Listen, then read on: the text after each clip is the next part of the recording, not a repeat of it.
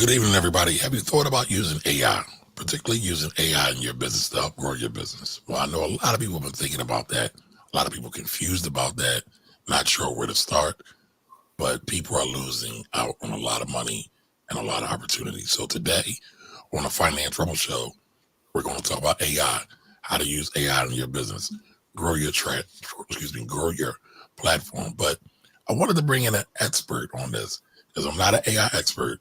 I do use it a little bit, but I wanted to bring my guy Nasir Jones on to talk about how to use AI to transform your business. Oops, wrong channel. Hey Nasir, how you doing today? How's it going, man? All right. So I'm Nasir doing is good. I would call him a marketing expert, an all-around Renaissance guy, has done a lot of things to help develop some nonprofits in the Philadelphia area that I know I've worked with, and many other small businesses from a marketing and sales perspective. Nasir, I hope I'm giving your business justice when I talk about this. Yeah, that's a good introduction. Kamar, for the last 25 years of my life, I started off in education consulting, but I was in fourth grade when I was really introduced to the Mac, the first Macs that were like that you could actually use, and it's Mm, always kept my love affair with technology ever since. So everywhere I've gone in this world, technology's always been at the forefront of my approach to whatever it is I'm doing. So if it's in education, I'm using technology to try to maximize reaching more people. nice, nice. So today we're going to talk about how anybody can use AI to help increase their business, if that's what they so choose. I know that's what I choose. That's what I've been using. And then if anybody has any questions, you could always come on and always throw your questions in the chat and we will get to them. This is, we do our normal Wednesday, Wealthy Wednesdays, but today we wanted to do something a little bit special. So Nasir's has the whole run of show today. So Nasir, what made you get into AI? Yeah, if I could step back a little bit, Okay. Kamari, to kind of give you more an idea of what got me started in AI specifically, is I want to tell you a story about DMOZ. Most people don't know even what that is. It's an old school the repository of information that Google was doing years and years ago. And what they did at the time was they were, this is when I first got started, like in my own business, and I needed a website, and I was in my basement, and I was just kind of learning what Google could offer. And I used Google to build my website and taught me how to build postcards, and I always kind of had a hustle related to that. But what Google sent out to at the time was, we'll give you stock options to help us build this DMOZ, really to build the Google platform. And at that time, kind of thinking about this show and financial literacy and awareness, I had no concept of stock options, or I'm thinking I'm not trading my time for helping them. Look, I'm just using you to help me build a website for myself. Well, fast forward in this story, Google becomes public, and on that day they made more millionaires at the time than any other company in the world. And most of those people that became millionaire got stock options. And one lady shared her story in particular. She did massages at Google because these people at the time were working 14, 16 hours a day building this company, and she would go in on Tuesday and Thursdays, and they gave her stock options. And on that day, she became a multimillionaire. And it was on that day I said to myself, the next big one that comes, I'm not going to miss it.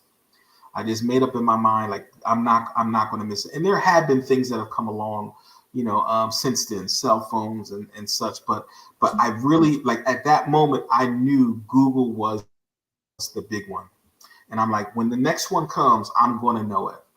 And what some people may not know, on November 22nd, 2022, not that long ago, there was a tweet that came out that said, "Hey, Chat GPT is available for all of us regular folks. You can get yourself involved." And what other folks may not know is that at that time it went from 0 to 1 million users, the fastest in the history of the world. It took Spotify about 180 days. It took Instagram something like 3 months. It only took GPT 5 days to get to over 1 million users.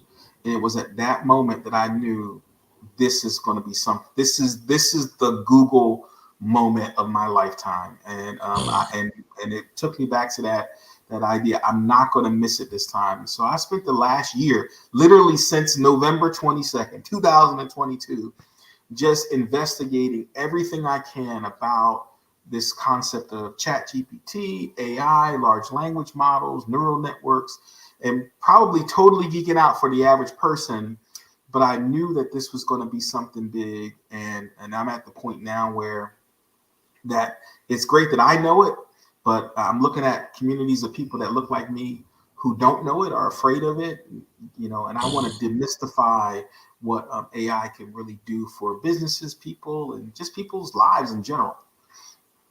Well, let me ask you, what can AI do for your average business owner? Yeah, if I were the average business owner, what I would be thinking about is I would be thinking about how can I right size my business for what it is that I'm doing. Most of us, I would say 95% of businesses have inefficiencies that cost us time, cost us money, cost us resources, cost us stress, a lot of nights up that we shouldn't be, and it's because we don't have time. The current business model doesn't provide you time to understand how to make your business optimal. Matter of fact, there are a lot of Let me people ask that you a question real quick. When you say right size, what does that mean? Right size your business. What does that mean? it means that you could potentially have a business. If you think about someone who might have a contracting company. You might have a business that has 10 employees. You have 4 people working out in the field. You have 3 people in the office. You have one person doing most of your accounting and bookkeeping. You have another person that's doing maybe some of your social media and marketing stuff. And you might have another person that might be an office manager. Well, with AI, you probably that office manager might be able to do all 3 of those roles in a really efficient way, where now instead of paying 3 people, and my goal isn't to cause people to lose work. It is to improve efficiencies, because maybe those 2 people need to go on and do something that they're really passionate about.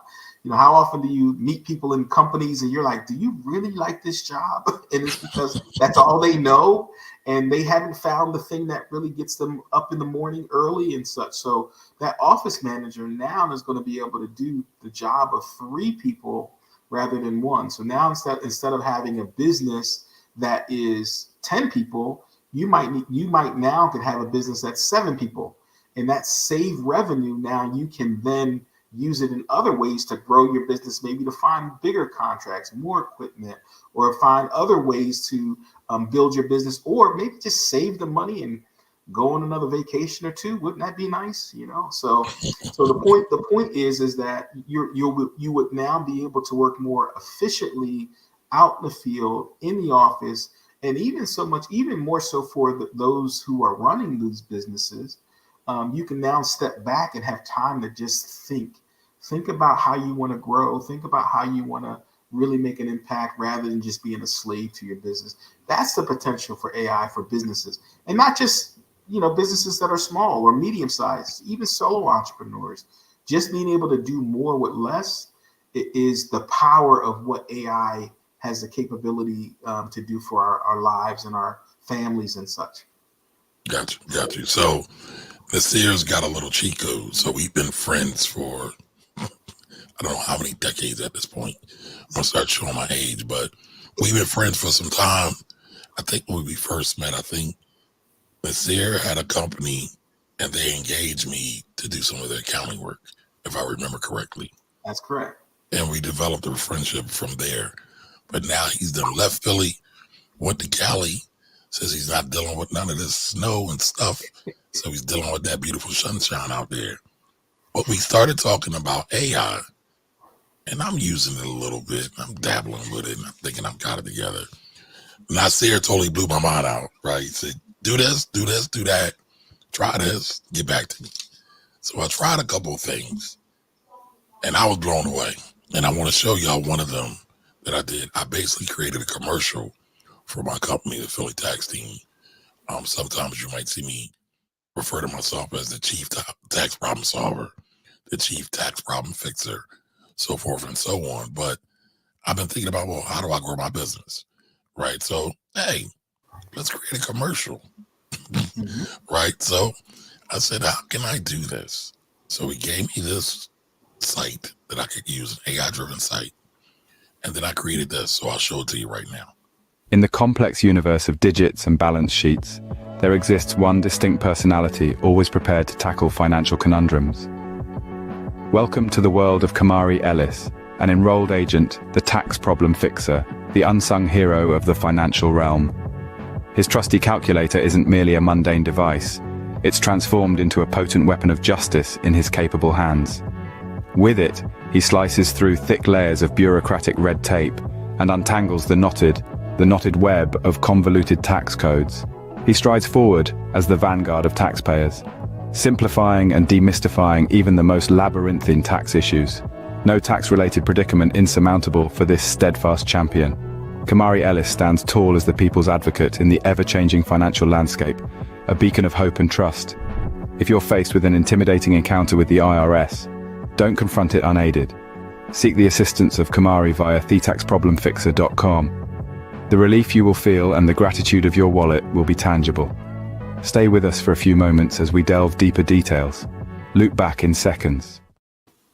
So that's what the platform, the AI platform that Nasir hit me to, produced.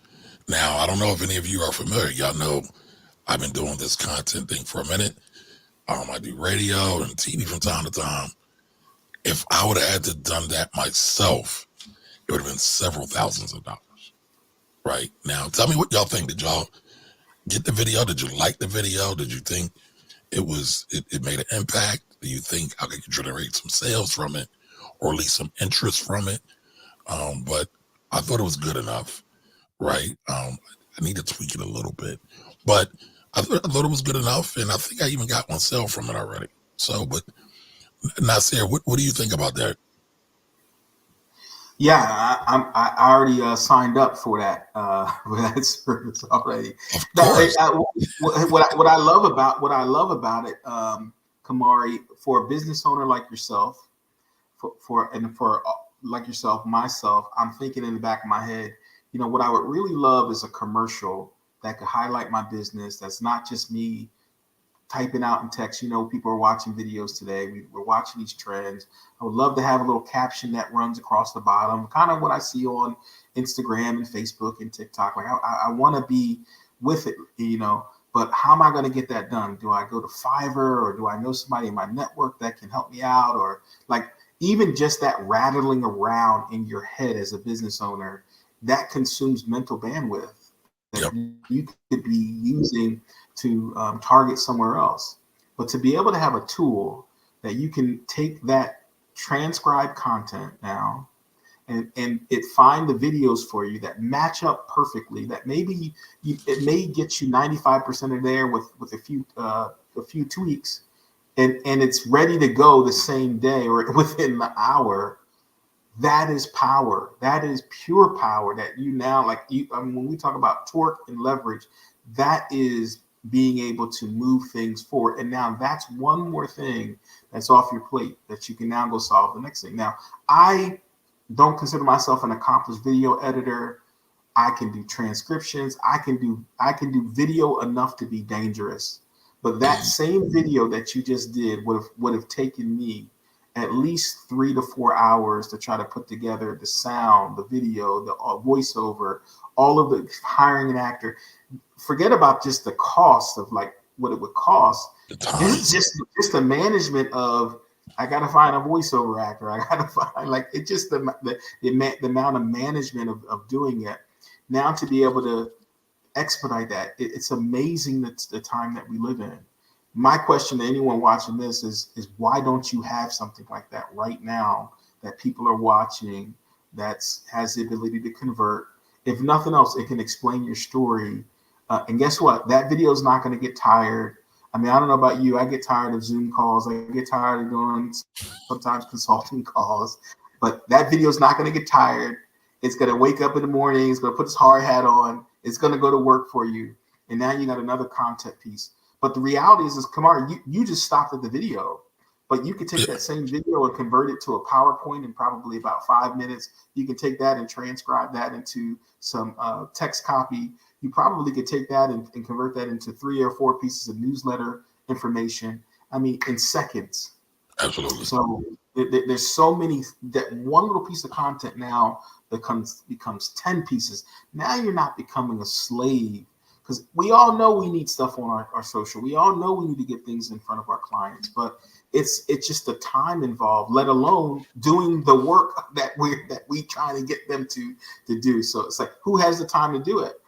That's what AI presents, is that we now have the capability to compete with the big boys, or just even the next people that are above you. If you're small, now you can compete with the medium. If you're medium, now you can maybe compete with the large. Right. So yeah, it's an exciting time. As you can tell, I am kind of excited about it. Yes, sir. Well, thank you for that, because again, like I said, it's not perfect, but I'm gonna start running ads against it and see what it does. But real quick, what I want to do is, we're broadcasting on Facebook, LinkedIn, first time broadcasting on LinkedIn, broadcasting on YouTube. And just want to say what's up to the audience. So Miss Edie's Kitchen is in the building. So welcome. Happy New Year. Dr. Chastity is over on Facebook. Welcome. If y'all haven't seen yet, me and Dr. Chaz got busy. We did a whole interview on using stock options on how to replace your day-to-day 9-to-5 income. Great interview, getting a lot of great response from it. So that was great. So, all right, Ann Johnson, how you doing, brother? Welcome. Happy New Year. It says, I see Finance Robo has been using AI for thumbnails and community posts. Yes, I have. Like, my mother is an artist, and my mother told me I had a great eye, and I do. Oh man, a pretty good ear. But, and probably earliest, my mother would take me to art school with her, and I would just trace comic books on her light table. And I've always loved comics. I wanted to start one at one point. So, there's been other times where I've actually tried to integrate comic book strips into financial literacy kind of pieces for the platform. I did it a couple of times with an illustrator. My writing wasn't the best though, so I need to go back and refine it, just like anything else. But now with AI, I'm thinking I might be able to take a run at this a little bit better. So yeah, I mean, it does present that. I mean, I'm going to pull something up here. We didn't talk about this, but you see this little book here? Hey. It's an ABC rap story for toddlers. All of these images in here are all AI generated. This whole book is AI generated, and it's on Amazon. And this book I made for my grandson. And so for hold on. Shout out to the black man making reading literacy for his grandchild, right? That's awesome. Congratulations. Yeah, just, and it gives us a little something to bond over. And, whenever I move on to the other plane, I can leave those little things behind, but that's legacy. Literacy. That's real legacy, y'all. But I had an idea to do it, but like you're saying, in times past, I would have had to think through. I got to hire an illustrator. I got to go through all of these steps. So just for your folks who are listening, something that you can use to kind of get you through that process is using something called BookBolt. So I use ChatGPT, I use Midjourney, which helps create images, and DALL-E. And then I also use ChatGPT to help me flesh out so it's like A, B, C, and it goes through each letter, and every letter has another image. So it's these cool images that now that I read to my grandson, we do ABCs, it put it in like a little rap format. And so I rap to him and he loves it and he just jumps around and it's just fun. But it's opened my brain to like, well, I'm working on some other projects with journals and other things, quote books and things that I share with people all the time that maybe somebody wants to buy, or maybe someone wants to pick it up out of an Amazon store. So there's now, you can use it to leverage that's another side hustle that you can do. Or maybe you're not the person. Maybe you go to other people that you've heard say, oh, I really want to write a book. I really want to do a kid's book, or I really want to do my life memoir. And you are the person that just facilitates that and use the tools to help them do it. So that's just one area where that comic book idea or that comic strip, like you can now get that taken care of. If you don't, and so it's really on you, because there's no excuses now, Kamari. So I don't have the ability or capability to do it. You have it now, and I'm looking forward to getting my copy. I'm looking forward to getting my copy. You know, you see, I did it.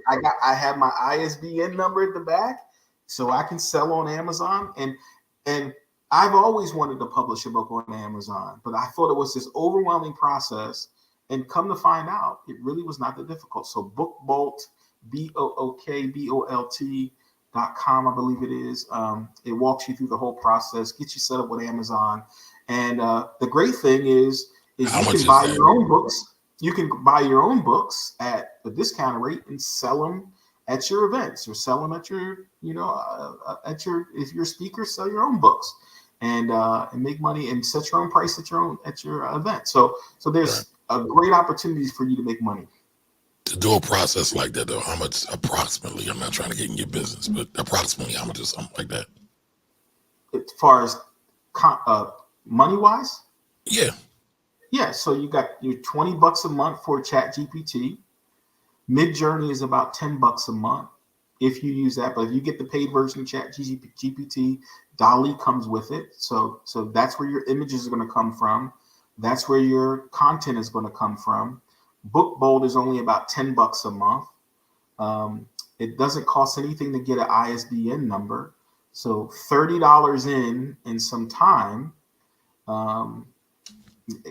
you can have a book self-published on Amazon. And if you put together a little marketing package around it, or depending on how much you want to spend on that, you might want to create a little website. But again, you don't have to hire a web designer anymore. I mean, literally, you can have ChatGPT develop a whole website for you. Or there's other tools like Wix now, and you just enter in what you want your website to look like or what you want it to do, and it'll put together a whole website for you using AI. But ultimately, just that was less than $100, right? It was less than $100. You can publish a book for less than $100. Less than $100, and that's a book. But what about a journal? I mean, what about and in BookBolt, they have templates. All you have to do is put your own content in. And if you don't have the content, ask ChatGPT to help give you ideas or flesh it out, or even come up with the content on your own, on its own. And that's something that you can do. I don't use ChatGPT is only good in any large language models, and there's more than ChatGPT. So trust me, I use them all. But you got ChatGPT, you have one called Claude, you have other ones that are out there in the marketplace that work just as good, in some cases, if not better. But ultimately, I use it to be my compadre when it comes to ideas. Help me think about these things, and as I prompt it more and more, it dials in more what it is. And let me just demystify one thing about ChatGPT. Kamar, some people think that by using that tool, like you're saving time, you're saving like it's like you're using a cheat code. To a degree, you are, but on the other hand, I'm writing more today than I ever have in my life, because once you learn how to really prompt and you really know how to get the most out of that tool, it's very my prompts now, it starts here. Hey, give me a recipe for cheese grits. It starts here. But when you start really knowing how to prompt, it's like a half a page. But I am getting so much more precise results because of my ability or know-how of how to prompt now. So I'm not writing less. I'm writing more quality and getting more quality results, which help me solve problems more quickly, which help me make more money, revenue, save time, all those things. Okay. All right. So let me get to a couple more of these comments. Excuse me, y'all. Yeah. All right. Ann Johnson says, can you share that AI tool? I can. What was it, Nasir? BookBolt is called. No. The one I used to do the commercial. That was That was in video. In video, thank you. In video, yeah. They have an AI version, and then I use the actual studio version. What I love about InVideo, if you have transcribe, just transcribe text. Let's just say you did a video and you want to transcribe it, and you can copy and paste the transcribed text into InVideo, and it will actually put the videos in line with the transcribed text. So it will literally go on and find pixels, or it'll find open source, or if you have the paid version, it'll find Shutterstock, and it'll line the videos up. The videos will match what the actual transcribed text is saying. So you can do that within video. And let me give you another tool that you can use as well. CapCut is also another one that you can use. CapCut is what TikTok uses as their video editor, but I think they own it. Do that as well. And I won't go too deep in ChatGPT, but if you have plugins installed, they do have a CapCut installed. They have a CapCut version installed and plugin installed, and you can do the same thing, transcribe video as well. Nice. All right, Ms. Edie says, I see you, Kamari. Am I in a commercial? Congratulations. Thank you. Thank you. Did AI get my here? Did Skynet get you? Oh, I thought Skynet might have got you. He's back, y'all. He's back. I clicked the wrong button. All right. Listen, AI can't avoid all human error, though. Yes, ma'am. Thank you. All righty. One cell. Yep, I think I got one. Yep. Nisi J says it was great. Congratulations. I think that end is for LinkedIn. So, Nisi, I believe you are my first LinkedIn comment. So, it's funny. I haven't really done a whole lot on LinkedIn. I don't know. It got like this mental block about LinkedIn. I hold it above everything else. I got several thousand videos over there. Not several thousand. I got a lot of videos over there that have several thousands of views. And I'm like worried about LinkedIn. Like, why? All right, Miss Angela's here. Welcome. All righty. Yep. Happy New Year. Oh, okay. We going with both platforms, both accounts. All righty. Yes, a book for grants. So listen, what he just created was a legacy piece, right? It's bigger than the money. It's bigger than the tech. His grandson will be able to revisit those memories that he has. What's your grandson call you? Pop? I'm pop all day long. Pop all day long. All right. Well, dog. But you mentioned that so like I use ChatGPT and the platforms and other AI tools for like business and all that. But I do have some pet projects. My next project that I'm going to be working on, Kamari, is I'm going to take all of your major nursery rhymes, and I have one more grandson on the way as well. But thinking about those legacy pieces, let me give you this process. I'm going to use a tool called 11 Labs, which is a voice synthesis tool, which I've recorded about 10 minutes of my audio. And now that audio is like the software knows how I speak. I have it dialed in, so it sounds almost exactly like me. What I'm going to do with that is I'm going to take all of your major nursery rhymes or all your major like stories, Cat in the Hat, and I'm going to transcribe those, put it in my voice, and then find culturally relevant, what I would call culturally relevant images that I create over Midjourney and Chat and DALL-E, and I'm going to put that in a book and also a video format for my grandchildren to be, instead of them going online and watching Mary Had a Little Lamb, why can't they hear Pop give his interpretation of Mary Had a Little Lamb, or so is it Mary Had a Damn Little Lamb, or what is it? but ultimately, it's within reach, where is what I'm ultimately saying, that like that's my new pet project, where now I can leave that to, that's going to be there for eternity, and right. Ultimately I'll leave my grandkids a little note or a little bit of commentary about what I thought about the story, and hopefully they'll listen and always have that voice of granddad at some point. I hate to sound too morbid, but I'm thinking now about as we and Kamar, I will have to say, my target market in working with folks with AI are hesitant Gen Xers, folks that look like us, and also baby boomers, because there's so much mysticism around what AI is, and they think that it's going to be Terminator, and they think that there are going to be 300 million jobs lost due to AI in the next two to 3 years. And the question I would have for someone who's a baby boomer and Gen Xer is, how are you preparing for that? How are you ensuring that you're going to stay relevant in this marketplace? And for most of the people that are my age, we're thinking about, how do we vacation more? How do we get more time back? How do we preserve our health?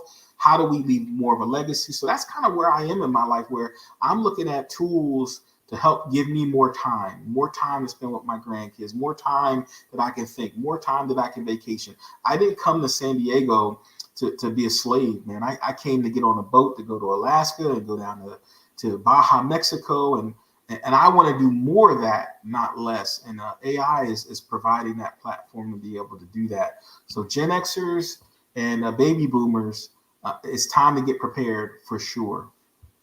Okay. No, Miss Edith, that's not the right spelling, but I'll get it to you now. I'll send it to you. Hush Puffy, thank you for joining. Happy New Year. You're not late. You're right on time. Right? Never.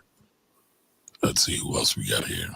Okay. All right, we got a couple more here. All right, how can they follow you, Nasir? All right, that's the $1 million question. Yeah, you can certainly get me on Facebook. I'm definitely on Facebook. I'm on all of the social media channels, probably more than probably not as much as I should be, but definitely grab this old man over at Facebook. That's probably the easiest way, and I can get you onto the other platforms. But you can get me on LinkedIn. You can find me on LinkedIn as well. Nasser Jones, just like the rapper, with a whole lot less zeros in my bank account. All right. I'm gonna start charging that guy. I'm gonna start charging that guy for using my name. Hey, you might want to go into business with him. I wish I could. Right? Donnie Bryant's in the building. Nas, maybe a lot of people don't know, is Nas was an early adopter into AI technology, and has amassed a serious nest egg, just under, I think, at least a couple $100 million in investments in this technology early on. Yep. All right, Donnie's in the building. So if anybody has been following me for a while, y'all know Donnie is an email marketing master, a copy master. But Donnie has helped me out a lot. Even I know he's been using some ChatGPT along with some other tools to help him with creating great email marketing campaigns. Oh, Kevin Foster, how you doing, brother? I ain't seen you in a while. Yes. Thank you. Yes, certainly. Donnie, please connect with me offline here. I love to hear that's that area I've been focusing on lately, which is trying to help my clients really create nurture campaigns rather than just jump right into sales campaigns, getting them to see that that there's a rhythm to selling, and that words really matter, and that's the power of GPT and other large language models right now, is that you can put these words in such a way that really cause people to buy more and have an emotional experience with whatever you're trying to sell or influence them to do. Right. So Donnie says, I have a client using Descript, which is similar to 11 Labs to narrate VSLs.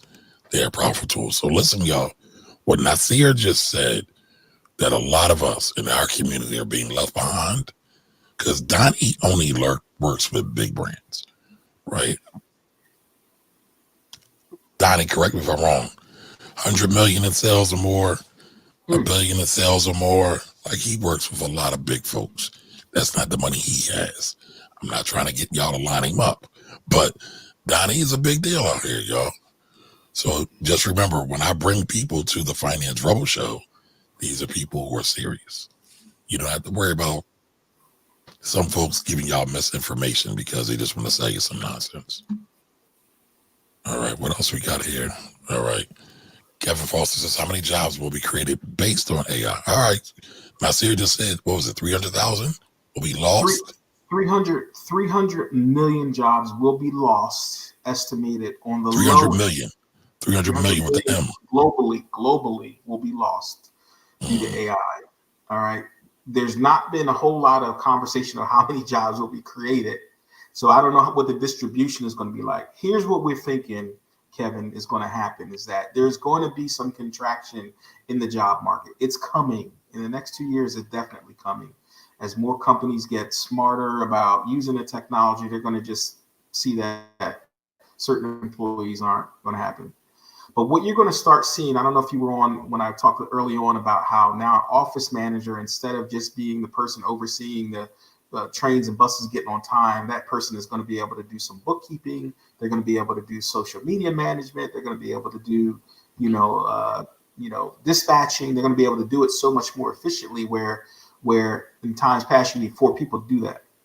What's going to happen is it's going to be contraction. People are going to lose some jobs. But the job, that office manager, instead of making $60,000 a year, is now going to be able to command $120,000 a year. The company is going to gladly pay her that because now they're not having to pay 4 people plus benefits, etc. So the quality of jobs are going to be better.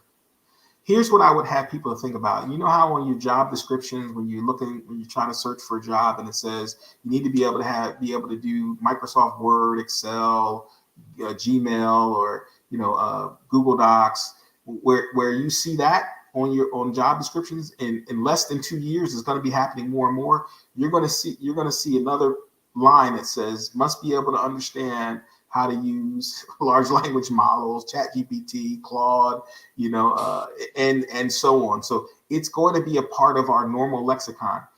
Remember when the internet came? Remember this internet thing was going to go away 20, 25 years ago. It was just going to be a fad thing. There's no place in our life where the internet doesn't touch today. The difference between this AI technology and this era that we're in now, it is just happening. It's so accelerated. So the things that I'm learning last month, I'm hesitant to even call myself an AI expert because what I learned last month is changing this month. It's happening so fast. So Bill Gates just came out. His blog said in the next 18 to 24 months, AI will touch every aspect of our life. So, I mean, when Bill Gates, I don't listen to everything he says, but when he speaks, I at least pay attention. So if he's saying that, then tells me, hey, I need to get myself prepared for that. So I wouldn't necessarily say that there's going to be a net gain in jobs, but what I would say, there will be a net loss, but the quality of jobs will be better. And for the average person, what are the skills that these tools can help you develop so that you can be a better tool in your company's arsenal? Where folks are being let go, you're indispensable, and that's what you need to be preparing yourself for right now. Okay. Have been created so far. I just saw a report right now that what they call prompt engineers. There's been about new prompt engineers, which can make anywhere from 120 to 200 and something $1,000 a year. I just saw a report that somewhere in the neighborhood of about a little over 1 million companies are looking for prompt engineers, which are super high quality jobs. But I just saw another report that Google is intending on letting go 30,000 employees within the next year, and they're going to be able to automate some things. So it's a tough time. And just so everybody knows, like Kevin's in the AI, not AI. Kevin's in the IT space. I want to say, Kevin, you're a cybersecurity engineer, but correct me if I am wrong. All right. How do you spell CapCut? It's spelled just that way, CAPCUT, or is it with a K? Is that right? I see her. Yep, CapCut, CAPCUT. Yep. Yeah, Nasir doesn't do it. He's not really a social media guy, so I know that sounds bad, but It's Yeah, actually not bad.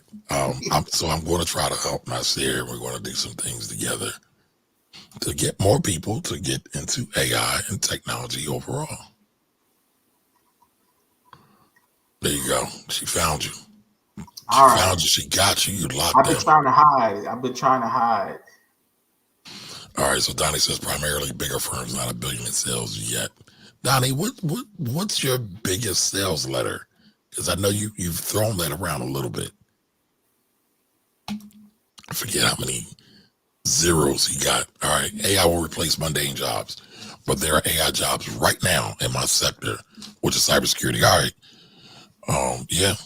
So Kevin, what is AI being used for in cybersecurity? Just so we can share this with the audience. I'm really interested in what's going on in that sector. All right. So Kevin says we said the same thing when automated phone systems, self scanners, and self scanners in supermarkets and the internet. Yep. Listen, man. Remember we had MAC cards, MAC, money access centers. So if you're in Philly, we call ATMs MAC cards, or go hit the Mac, tap Mac, That Mac, tap tap back. the I Mac. mean that's going away a bit, but right, 20 years, okay. Your average logical thinker. Oh, I love that name. Welcome, welcome, welcome. I don't think I've ever seen you here, but welcome, welcome, welcome. I'm glad you're here, and yes, this is awesome. Can't wait to learn something. All right, great. All righty. All right, just going through. My colleague just offered an AI conference in Jamaica in the spring. I guess I need to go. Maybe. Yes. I Well, mean, Miss Edith somebody. knows me, right? I don't vouch for nobody. No diss, Miss Edith. I'm just saying, like, a lot of people are saying listen, everybody's saying they're an expert, but are they proven? And not meaning that have they been proven in their technology, but are they proven in their integrity and their character, right? Because y'all know it's deeper than money, y'all. It's deeper. Yeah, and I'm noticing that Kamari, there's a hype around doing courses and such. Everyone wants to position themselves as an AI expert. Again, you heard me say I hesitate to Right. say that. It's kind of like someone who got their degree in education 20 years ago. It's like, and if you haven't done any continuing education, you know, You out you're of not date. keeping up with what's happening in your industry. Right. Bottom More, line is I'm learning, I'm watching this technology. I mean, I put together a whole presentation on AI, chat GPT, the history, etc. And then the developer conference happened and I had to totally redo everything yeah, because the fonts, everything, I mean, everything changed in one day. It changed, and then once that changed, then all of the other companies that are associated changed. So to call yourself a expert, I like to believe I have some expertise in this, but I literally study I have 6 emails that come in every single day of what I feel like are the best of the best. I listen to about 4 or 5 people that put out great content related to podcasts every single week. So I'm probably investing every single week upwards of 10 to 15 hours a week just on consuming what's happening in the world of AI. And and I still don't feel like I am caught up day to day, depending on what's happening in the world of AI. And if you look at what Google is doing with Gemini, which is going to be the next extension from Bard, and what they're saying in their comparables to Chat GPT and Claude, they're some saying people are they're saying it's going to better. get. That's what some are saying. Yeah. And so now the word is out that maybe GPT will release 4.5, which now will put them ahead of Google, and it's like an arms race. That's what it feels like. Amazon now is in the game, so all of your heavyweights are now in the game investing. Microsoft is a huge investor in ChatGPT. They just rolled out Copilot, which is a free version of ChatGPT, which is pretty robust. I mean, so it's like an arms race right now when it Right. comes to this technology. Gotcha. All right. So Kevin says, I work in a law firm. I didn't know that. I thought you were somewhere else. All right. AI is being used for case law and research. AI is big in law. Makes sense. Makes sense. All Yeah, right. I'm sorry. No, go ahead. Go ahead. What you got? I was going to say one aspect that Kevin makes a great point here is that, when it comes to doing your market research, I mean, I know as business owners, everyone's looking for trying to get an edge on your competition or knowing what's coming next. The ability that these models have to be able to ingest large quantities of information. Like I literally put in the stockholder report for Amazon, their letters to the investors, and it was able to just gobble it up so fast and be able to summarize it in seconds versus the other things. Let me give you a tool that I really love related Hold that for 1 second. I said, let me do this real quick. Miss Edie, please, I hope you weren't taking what I said as talking about your colleague. That's not my intent. You know that's not my intent. But one of the reasons, not a social media guru, he's my colleague. This is his second event. All right, congratulations to him. So again, I just wanted to make that clear. But you know how I feel about these social media gurus. So all right, I'm sorry our signals mixed it all. So all right, cool. All right, go ahead and I say I'm sorry. I just wanted to make sure I say that to clear the air. I don't want nobody mad at me. The ability for these large language models to communicate with PDFs, large quantities of information, be able to summarize, which is one of the coolest features, where instead of having to consume all of the content and I can get a summary, sometimes I just need the cliff notes. Sometimes I just need high level ideas, and then I can move on and take actionable, intelligent decision making as a business owner. I don't have the time to sit there. But I was able to import all of Amazon's financials, their board report, their letter to investors, and basically was able to get it to spit out what the high level conversation was about the meeting.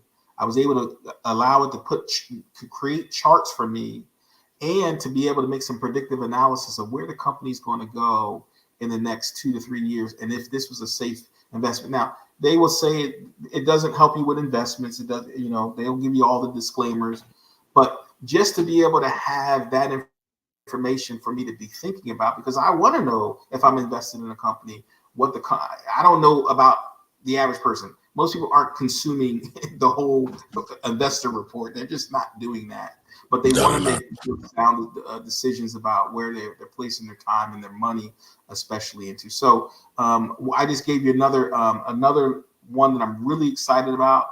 Google, they have a AI tool called Notebook LM. It's Notebook. Hold on, slow down. We got to give you your flowers, right? So as Edith said, I see it sounding like a genius. Uh-oh. Now I'm nervous. The brother is a genius. All right. So I'm sorry. You said Notebook. It's called Notebook LM. .google.com. You can just search Notebook LM, and this is a tool that if you're using any kind of PDFs, text, documentation, it just able to do the OCR so much faster than even ChatGPT right now. And you're able to ask it questions. So if you have even a book, if you had a whole book, like someone say, hey, have you ever read this book? Or how about this? How about someone's giving you a book and you're like, oh yeah, I'm going to read it. And you don't have the time to read it. So, but you need the gist of it. And you can put it in the model, and you can begin to ask it questions, and without having to go through every aspect of the book. Or what I've done with certain books is I will actually ask the book, hey, give me a summary of chapter 1, and then also give me a PowerPoint for it, and then also give me a spreadsheet for XYZ. But it can do all of those things, which is pretty incredible. The exciting part about Google for those most of us who are on their platform already in Google Docs and such, is that now they've built these technologies into the software, into whatever you're using. And so now you don't have to go out and find and use other tools. Same thing with Microsoft. Microsoft, now when you go into your Word documents or when you go into PowerPoint, you'll see a little AI tool. And instead of now thinking about, okay, what template am I going to use? Or you can just drag in some information and it'll do the whole work for you. So it's a wonderful time for efficiency, for doing the tasks that we don't like to do on a day-to-day basis. Okay, perfect. So now you got me thinking. I think I have to redo my engagement letters before tax season gets going. And maybe I'll use ChatGPT to help me with that. Maybe. Here's something cool that I've recently done, is that especially those of you who you really should have a kind of a overview of each client. And one thing that ChatGPT has done recently is allowed you to create what they call GPTs, where you can train ChatGPT on a specific set of information. So what I have for my clients is, if I was doing an intake, I want to know your name, and as you're talking, I'm going to learn about your kids and all of those kinds of things. So as I'm getting that information, what I then do is export that information out in a spreadsheet, which is beautiful, which I can say, hey, give me a breakdown of all my clients, and then customize the email for each individual using the parameters of their kids or whatever. So, hey, thank you for maybe Kamari, for your business. Thank you for being a great client. I enjoyed working on your 1099 last year. I'm hopeful this year, will so-and-so, please give my best to, little Stevie and so-and-so. But you can literally do that automated. It will spit out every single email customized from you with your name. All you have to do is cut and paste. Or if you're like me and you get real crazy, you can do that with your clients. Ask ChatGPT to export it as a CSV and use another software called Streak in your Gmail, and it will suck it in and send it out individual, like it is like a mail merge. So it won't, instead of it going out BCC, it'll go one at a time and probably a minute, and have an individual email. So there's so many, like, Kamari, you know what I mean? Hey, I got 30 emails to send clients. I got to sit there and draft each one. I don't have time. I don't want to cut and paste. You're doing the same cutting and pasting, but you're going to use the model to, you can train it on how you send emails. You just upload a few emails and put it, hey, stylize these emails in the tone that I use when I send it out. So you're not going to get the stock kind of response. It will send it out in your tone, which is absolutely incredible. I mean, the things that we used to have to just pull your hair out, and correct me if I'm wrong, Kamari, you have a task like that you really don't want to do. You know it needs to be done. It just lingers. It just sits there, and it stresses you out. You wake up thinking, I got to get those out. Then something happens tomorrow, and now you're behind, and you got 3 of those things or 4 of those things a week. And they just pile up. But let me do this real quick. All right. Your average logical thinker. Yes, we encourage questions. For everybody else, yes, we encourage questions. I like questions. I get off on questions. So ask away. And all right. So yeah. Kelly, how are you? How you been? You should also use it for your updated engagement letters. Yes, I will be. All right, let's see what else we got. All right, Ann Johnson says facts.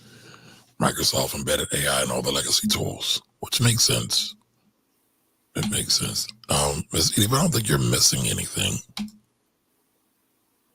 All righty. Dr. Chaz says it's fire. Now, Dr. Chaz is an expert on trading options, so I'm pretty sure she's going to be using AI to help her with her trading at some point. All right, well, don't pull your hair out. You need your hair.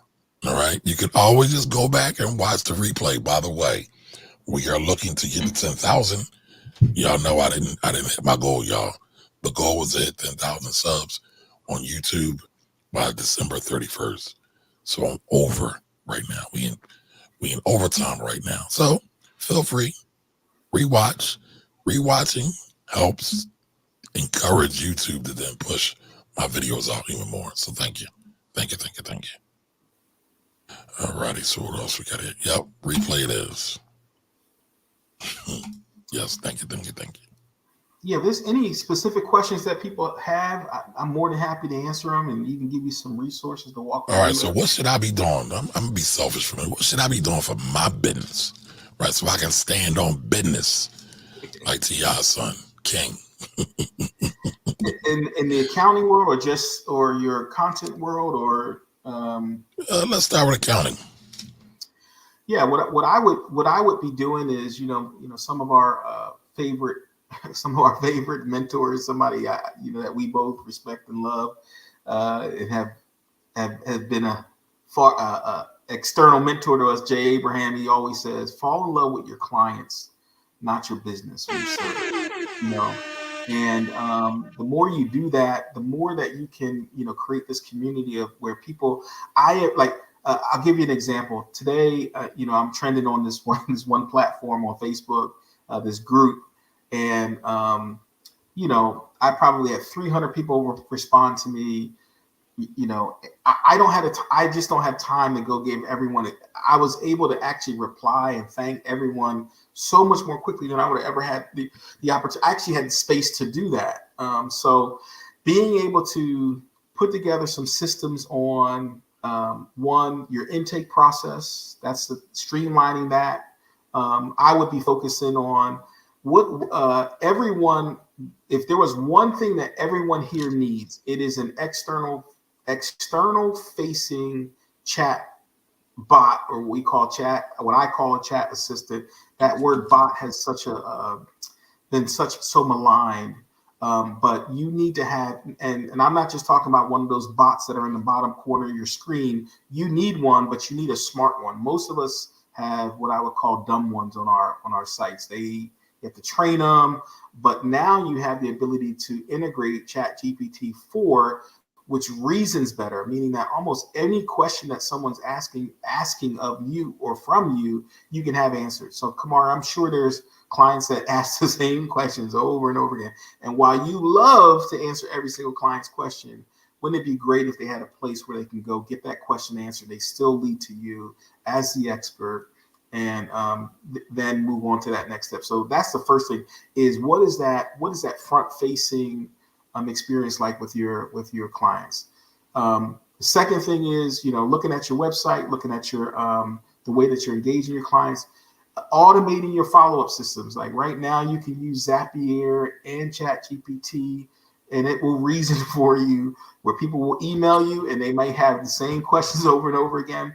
And it literally, you can train it to provide the answers like they're having a legitimate conversation with someone back and forth over and over again. And you can actually go in and interrupt that process anytime. So what is that customer service experience like for your clients right now? Just getting that on autopilot.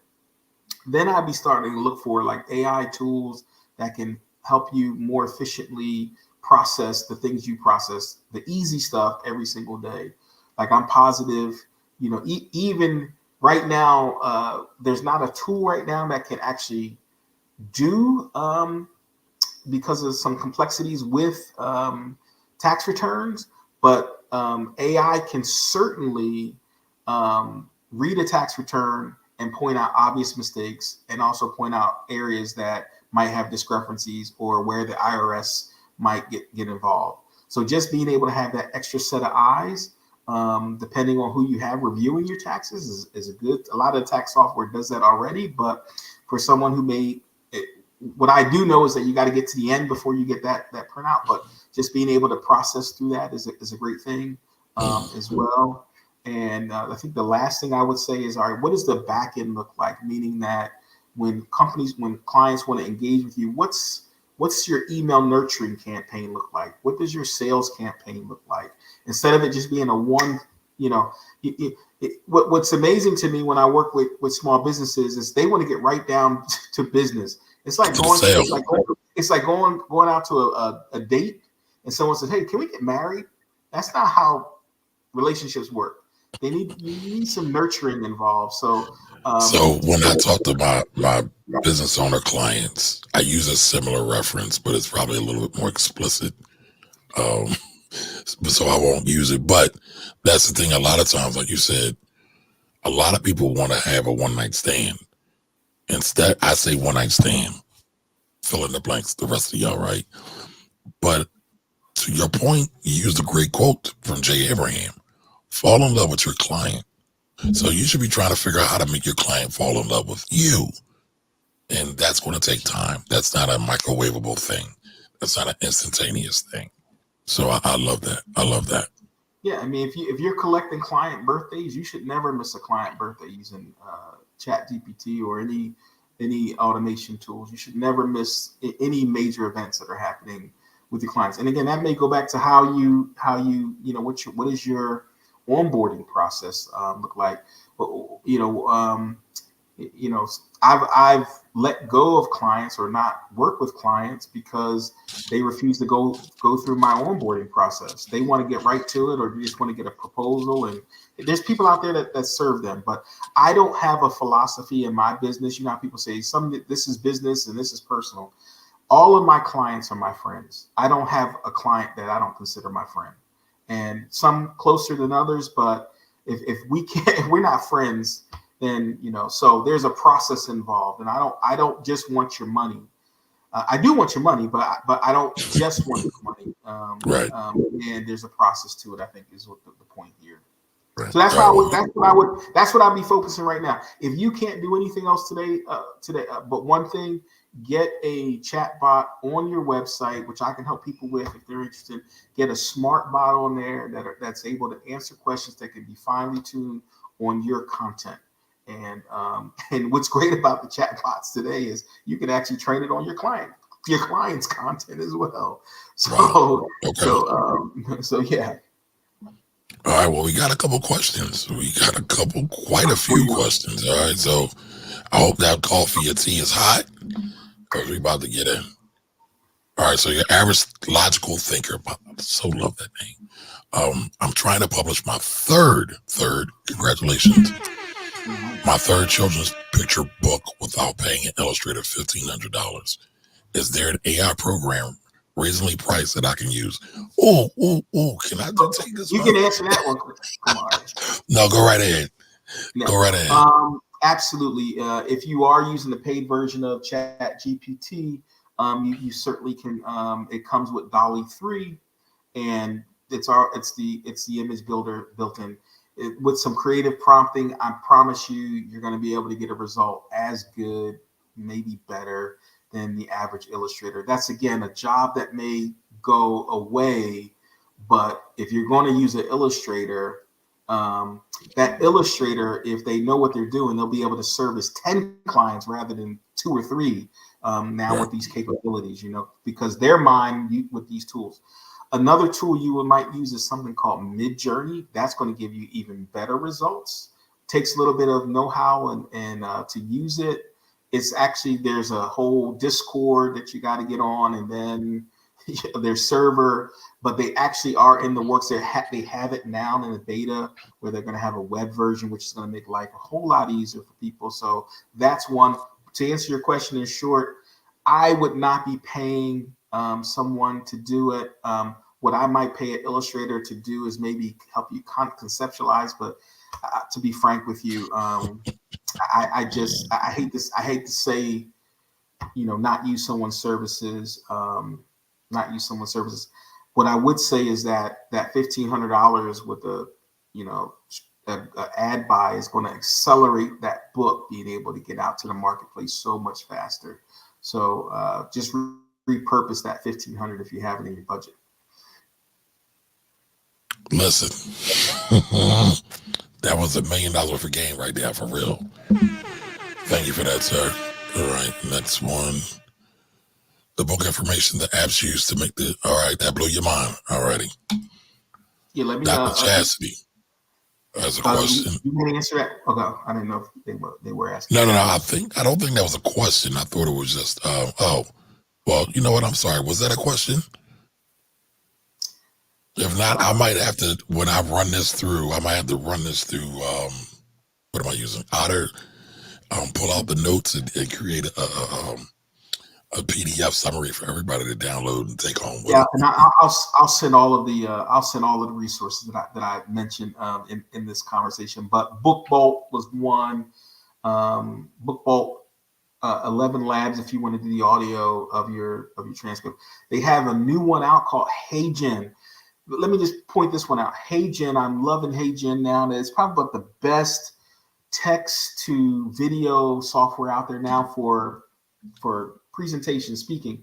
What I love about HeyGen is they have done an exceptional job. So let's just say you record a presentation that you're doing.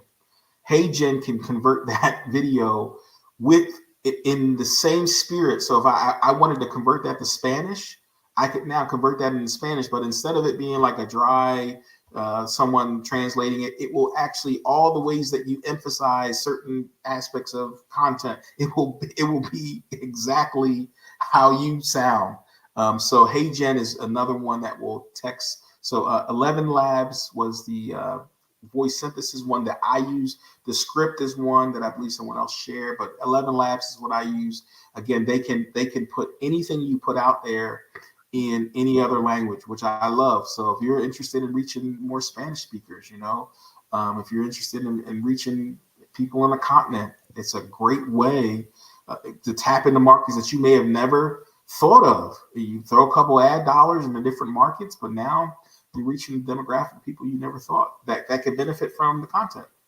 I mean, I know personally, there is a tax professional who I'm friends with, and he's married to a Latino lady.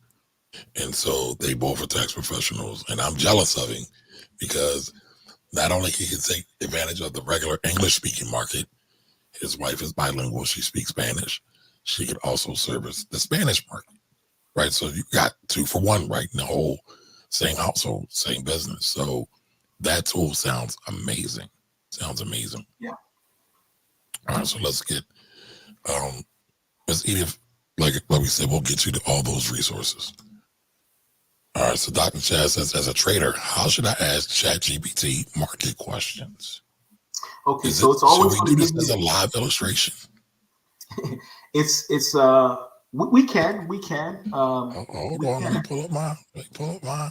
Now I did a ChatGPT demo on my show once, but that was a long time ago, and I hadn't really played around with ChatGPT to the extent I have now. So it'll probably be a lot better now. So let me do this. Let me pull up my chat. Go ahead. And if I could, Kamar, as you're working through this, as you got your ChatGPT up, I want to give the audience some tips on. It's all about the prompt. I mean, once you become really good at prompting, it's really a game changer. So let's just use this question that we're getting right now. So I always like to say, you want to always just imagine, the best way to look at ChatGPT is that, like, Kamar, let me ask you this question. If you have an intern in your office, they're 21 years old, his name is Isaiah, and you need lunch for tomorrow, and you just said to Isaiah, hey man, go grab me some lunch. What do you think you would come back with? Probably a ham sandwich or maybe a hot dog from the gas station. I mean, I don't know what you young folks eat today, but you probably would end up with something. But what if you told Isaiah, I have a gluten allergy. I also have I'm on a low caloric diet. I don't eat pork. Right. You go through all of these different things, right? More than likely, you're going to get a better result. It's the same thing, garbage in, garbage out. That's what I say when you're prompting. So the better prompt that you can give it, the better result that you're going to get. If you give your intern poor directions, it's kind of on you. So I always say simulate a persona. So pretend that you are a stock options professional. Here's what I'll say. Pretend you're the smartest stock optional professional on the face of the earth. Just be grandiose. You are brilliant. You know everything about stocks, bonds, mutual funds, and anything associated to stocks. Then you want to give it a task. So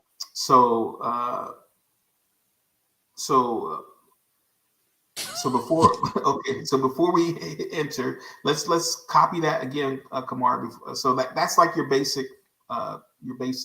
Are you're on the pay version? Okay, so good. So copy that top part again, and What give it. I said. Yep. And then we want to, or you can just hit the pencil there, and we can adjust it. Hit the pencil. Yeah. Okay. Yep. And then give it a task. Find me the latest trending options. Now, hold on, y'all. Y'all don't be laughing at my typing skills, all right? No, now here's a little quick tidbit about ChatGPT. There's something called custom instructions.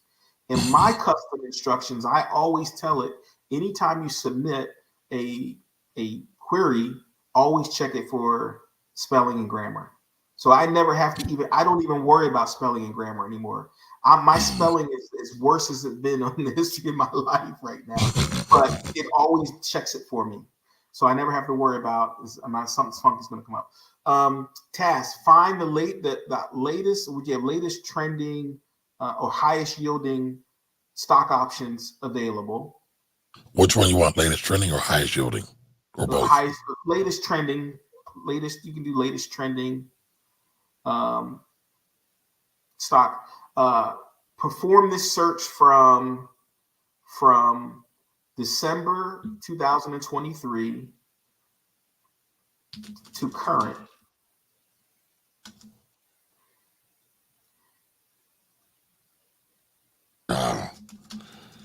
Do not include any tech-related options.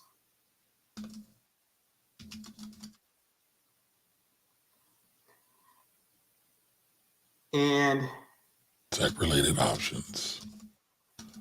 And put this in a spreadsheet format and table or spreadsheet. Put it in a table format for now, but you can put it in a spreadsheet format. Put it in a table format and create some graphs or charts that would be helpful. Now, this is kind of like what I would call this is like 50% of what I would normally do, but I just want to give you a sense of what I would call adding textures or layering of your font of your prompt. Good prompt. And so let's just see what we get. Let's just see what we get. Save and submit. So now the beautiful thing, before we used to get an error here where it would say, hey, I'm only good up until September, I think 2021. Now we're able to search the internet. So now it's actually going out on the internet and searching. So now look at what we get. Now, Kamari, could you read back a little bit about what that's saying? Yeah. I'm unable to find the current trending non-tech stocks from December 2023 to January 2024. I recommend checking the latest financial news websites, stock market news platforms, or investment analysis sites for the most recent and accurate information on trending stocks in your preferred sectors. They typically provide up-to-date market analysis. So say great, period. Create a prompt for me. Create a prompt to simulate the spirit of the goal that I was aiming for simulation purposes. God, I forgot to spell spirit, yo. Create a prompt to simulate the spirit of the goal. What was the rest? I was aiming for. Be sure to create charts and graphs.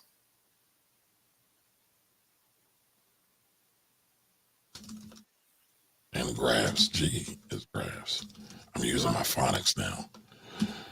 Forgot the H. And just let's see what we get here. So to the person that had the question, again, you know your sector better than I do. You're probably going to, let's see what it's coming up with. It's creating an image for us.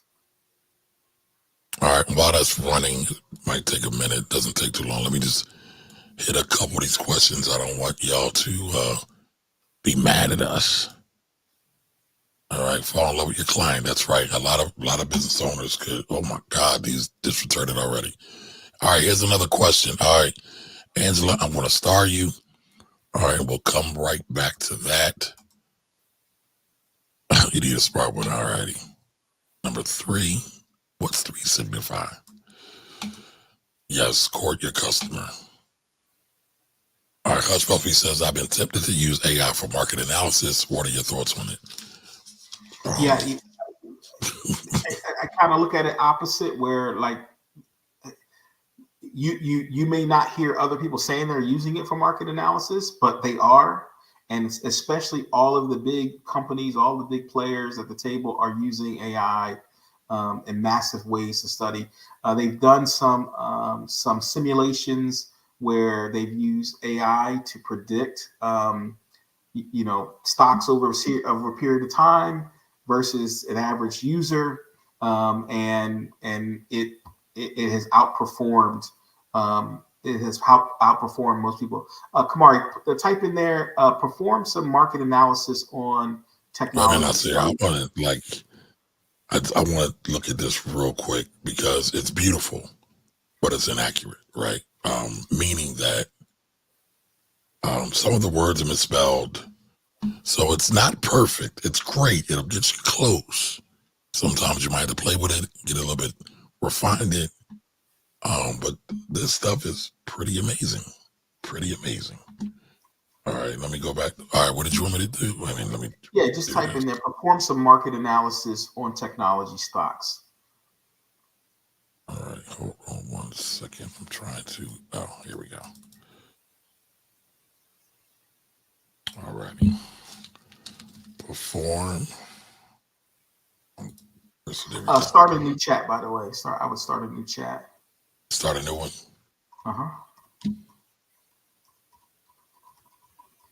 All righty. And perform market analysis on technology stocks. Technology stocks. There we go. It's thinking. What I would visiting remark, fidelity.com.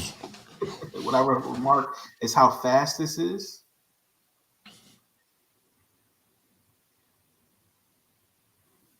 I mean, it's giving it to you. The technology sector had a significant year in 2023.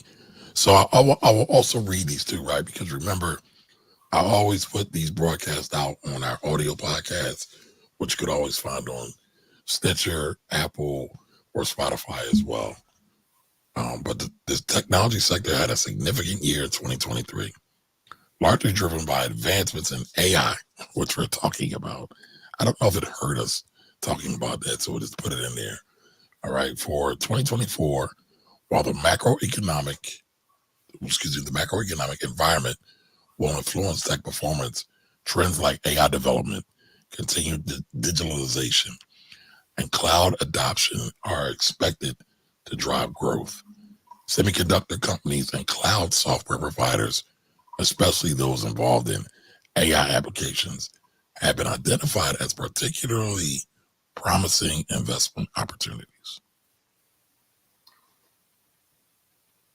So Kamari, if you look in your StreamYard, I just shot you a link to click on there. If you can click on that, it's my GPT might be a little bit more revved up.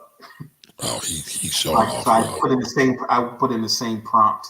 He's showing off, y'all. I want y'all to know that he's showing off, y'all.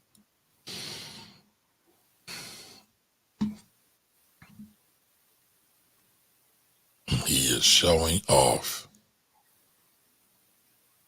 All right, so that's pretty. Oops. Let me go back. There we go. Oh, there's Nasir. All right, Tech Stocks 2024 Outlook. All right. So his prompt says perform some stock market analysis on technology stocks. Same problem he had. All right. So then it comes back, continued investment in tech and AI. I mean, you can clearly see already that this response is more robust than the response that I got. But that's because his chat GPT is trained for this more so than mine was.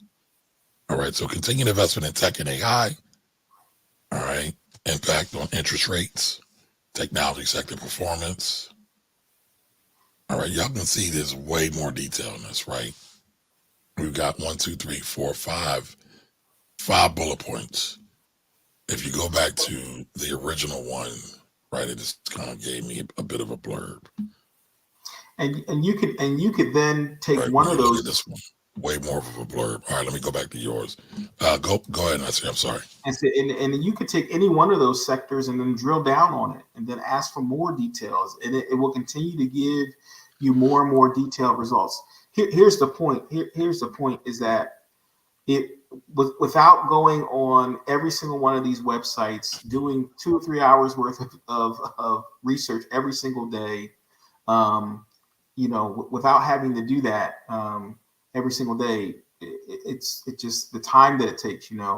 The last thing I'll say is, again, because you can train GPTs within Chat GPT on certain content. So, for example, if you just wanted to train your GPT on stock options and certain websites that you wanted to look at, instead of you having to go to those websites every single day, it's going to go out and look for you and pull that information in and be able to provide you analysis.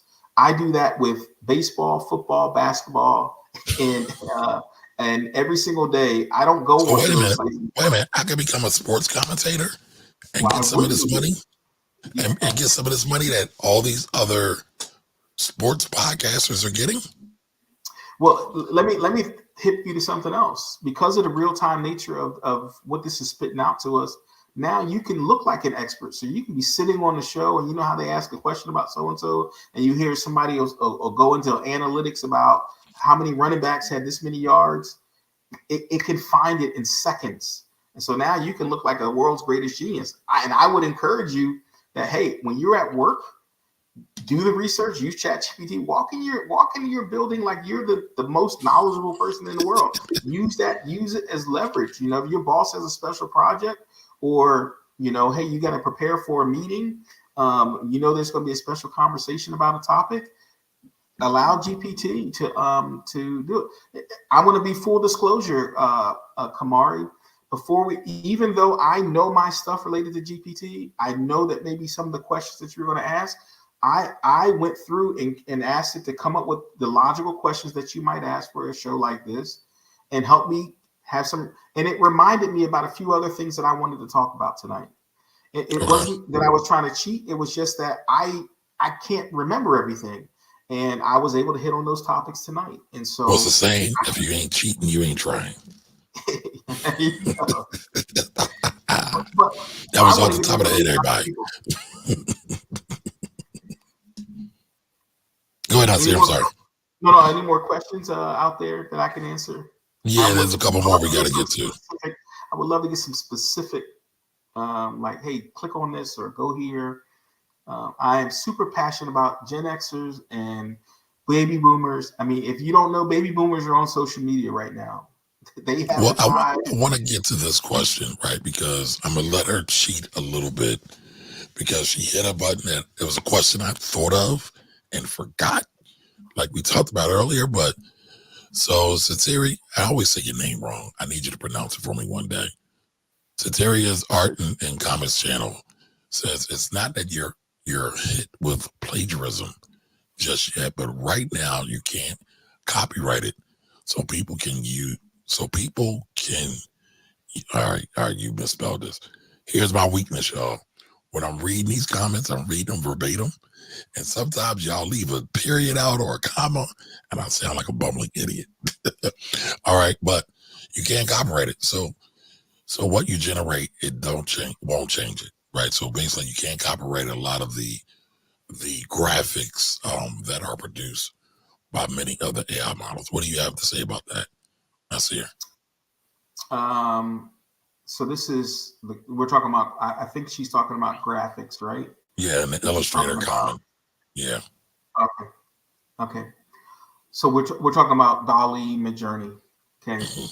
I it's not that you're hit with plagiarism. Okay. Right. Just right now. Okay. So there is a debate in the AI world, the global world, about are the images that are created by AI, and there's a class action lawsuit by artists against these companies, right? And about because remember how these models work. The way that images are created through Dolly, Midjourney, it's machine learning. It is scouring the internet of everything that's ever been created from the beginning of the world and factoring all those details in. So when you say create a cat jumping over a fire hydrant, it's going through that in world-class speed and creating that image for you. But it's I don't like saying stealing, but it's borrowing from all of those images that it knows about in the world. And as it's borrowing from those images, it comes up with this concept, right? So the question is AI stealing from other artists? I guess so, but if you're an artist, where did you get the concept to draw your painting? I'm assuming you got it from somewhere. You were inspired by something somewhere on the face of the earth. So the point here is that I would not be using, there you go, the cat jumping over. I would not, the only place that I would be selling any commercial images is is the paid version of ChatGPT and or the API.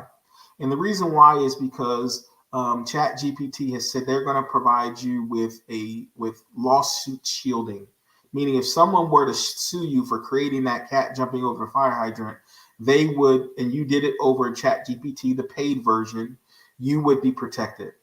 If you do it over Bing Create, it violates their terms of service. You're not supposed to be, even though it's Wild Wild West right now, you're not supposed to be using those images for commercial use.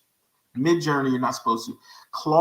But Claude just said that they're going to provide some what they call legal shielding from their clients as well. So if you're writing something, let's just say you got a blog article from someone and they hand wrote it, or they typed it out, and then you use ChatGPT to retool it, and they can make a claim that, hey, you stole that from me somehow.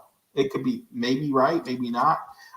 Those engines will protect you. So I would not be trying to sell any images from any other source other than the paid version of GPT. So plagiarism, I don't know. We're in a funky time.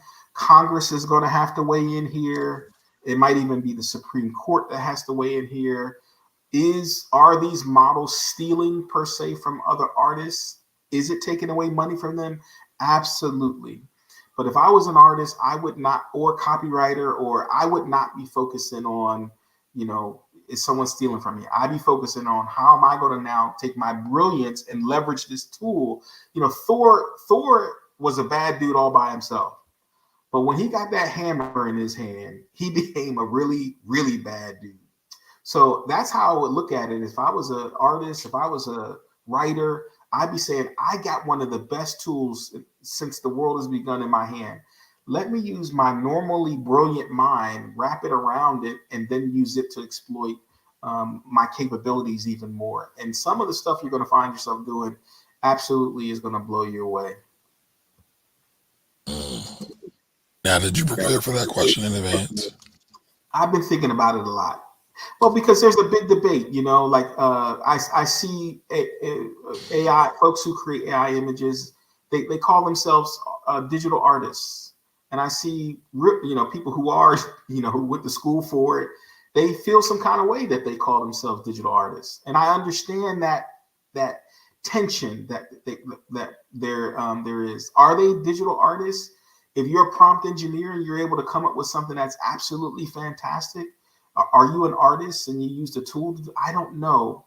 I know that smarter people have to solve the challenge, but in the interim, what do we do here? So I didn't prepare for that. I didn't use that on my cheat sheet, Kamari. This is something I've been talking to people about and having debates about this very thing online, have gotten kicked out of a few communities because of my stance on it. So I'm pretty well versed in this idea of plagiarism. Now, for writing, if you want to see if something is plagiarized, if you want to see if something is AI generated, the site that I would use is called originality.ai. That's one of the best tools out there. There's another one I think it's called Winston. Winston, Winston. That's another one. And here's the challenge that we're having now with this. There you go, Thor. Here's the challenge that we're having now, Kamari and audience, is that you could write and this is the issue that they're having on college campuses right now. You could write an article by yourself. Now, remember what large language models use. I'm using what my professor says to inform me, the book that they had me read, something that I saw as a video, right? I'm using all of that. Now, I could write my paper totally 100% by myself. If I run that paper through one of those tools, it's still going to say that it was some level of AI generated content in there. And it may not be AI generated at all. The student may have done the whole thing by themselves.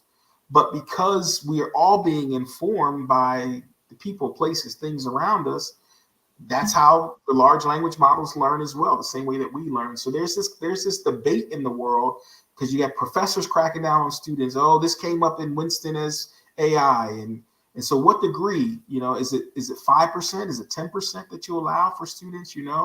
So until it shakes out, it's going to be the wild, wild west for a while. But don't let that stop you. Push into it and get in the game. Get yourself prepared for what's coming next. Okay.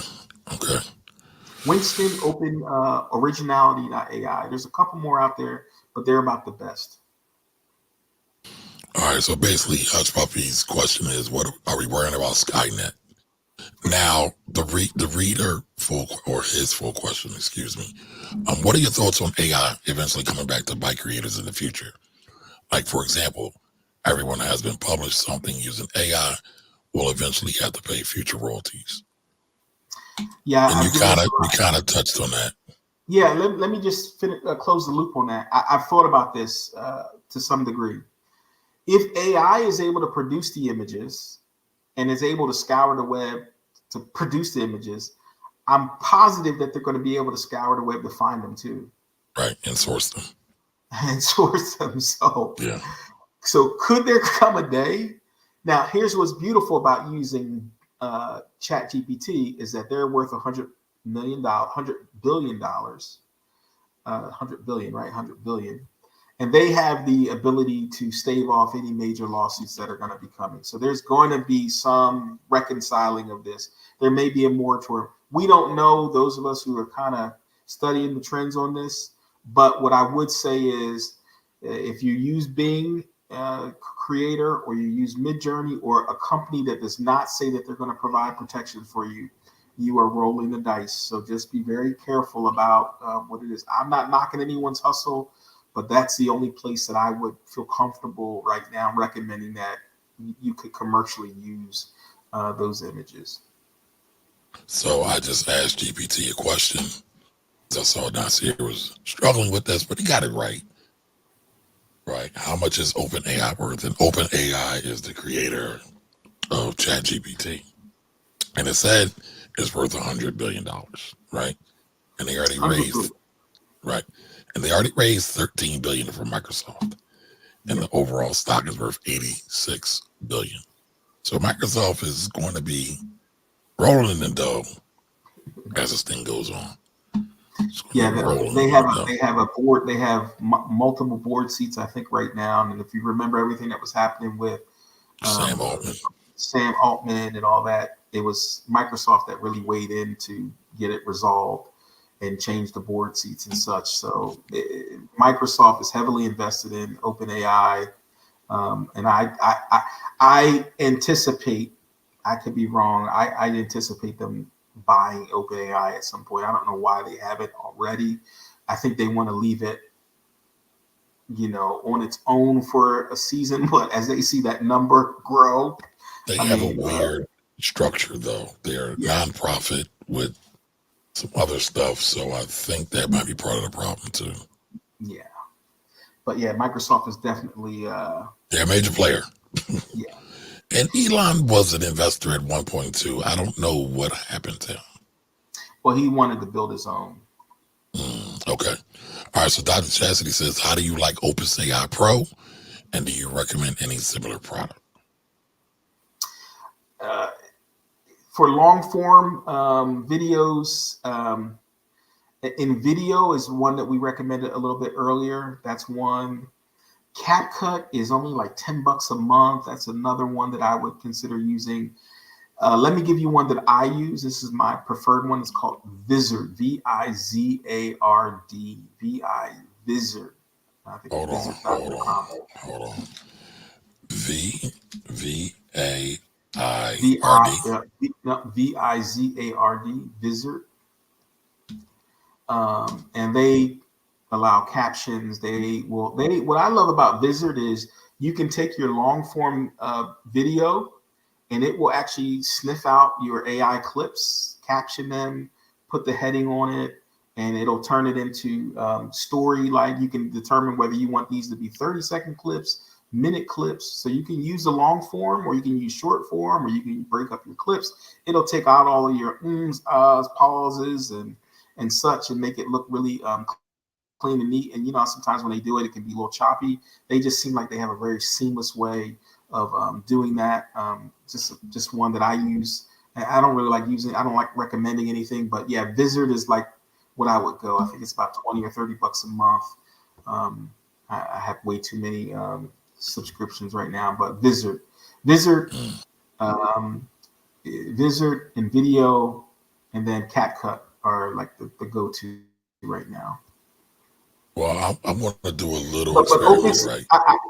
I've tried Opus too, Miss Chastity. I've tried it. Works fine. Sometimes it just comes down to preference, So I want to show a video that I've used Opus on. And I'm also testing out this Vizard in the background as we're speaking. And so I just want to see what it's going to do, because like I said, I've already used it for this one video I already have. And so I will show this other one, highlighting our good Dr. Chastity, as well as an example. So let's see what we can get here. Let's see. Uh-oh. I just prepped. Give me about 37.5. I'll be able to cue it up real quick. We shall be able to see.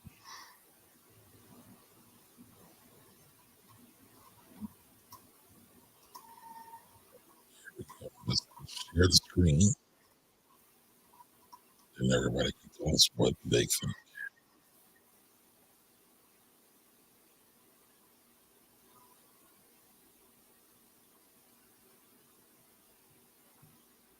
Take the time to think about, do this work. If you work a 9 to 5, write down how much you make per hour. Then I want you to calculate how much time you would spend on YouTube to learn on average what you think it would take. I would say maybe 5 hours a week if you invest. So I'll say we just keep it mean. Like if you make $20, I'm not gonna say you make the most. You may make less. You may make more. If you make $20 an hour, you take 5 hours a week to watch YouTube. It's $100 that you spent that week to learn. So you got another week. Now we're at $200. Now if you spend that whole month just 1 hour, 5 hours, a week, spent $400 to watch YouTube. Not that's it for you to learn. Now you may or may not have a strategy. Can people So what did y'all think about that clip? What did you think about that clip, Nasir? I thought it was great. I think That solid. was that was straight from a video interview that me and Dr. Chastity did, where she was teaching the audience how she uses stock options to fund her lifestyle, pay for her wedding, pay for her honeymoon, and everything. And that was the first one I got out of Opus Clip for her video. For her It, video. it exported a clip. Yes. So Opus AI, what it does is very similar to what Nasir was just talking about. It will go through the videos, and this is not a commercial. I don't even know if I have a affiliate link for Opus AI. I gotta go back and check. But it will go through the videos. It will search for everything. They will try to find the ones that have the most virality, if that's even a thing. And then they give it to me, spits it out, then I can share it on my socials. So I've shared that one on my YouTube and my Instagram. I got to get it on Facebook soon too.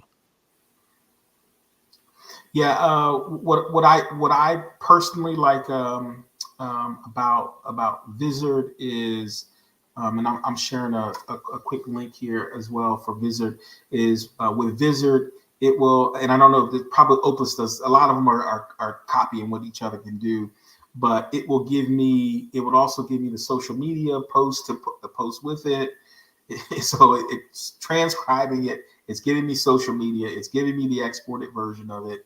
It's giving me everything I need to just take that video and move it on to the next thing. But for what I love about Vizard is it just does it so fast. And if I use a long form video, I can get 30 clips, and that's 30 pieces of content that I didn't have to sit there and use a video editor and caption and etc. So nice. So Now, well, it did give me an auto caption. I don't always use them all the time, but it does. But I got Vizard up now, so let's compare. Listen, I'm agnostic. I don't care. I just want the one that's going to be the best.